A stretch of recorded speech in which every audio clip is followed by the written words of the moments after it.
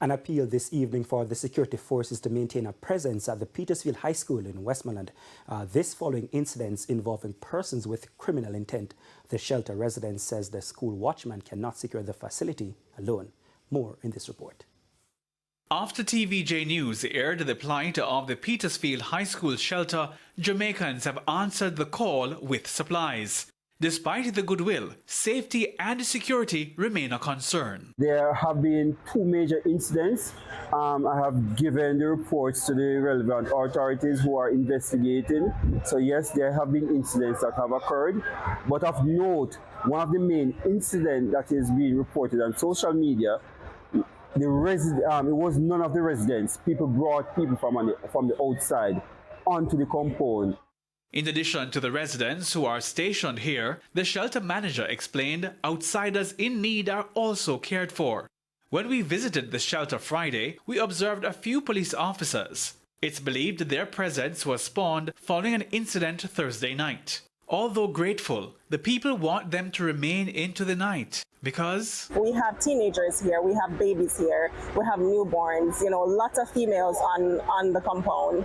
So with that being said, safety is key and it's very important, especially for the young ladies, because we're being targeted.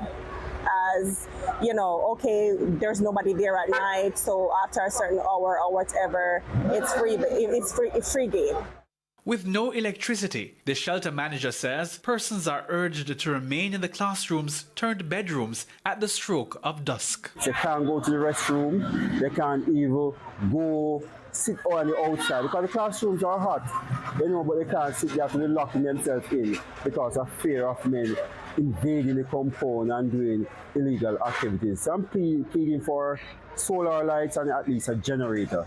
In addition to light, they want increased patrols by the police and JDF.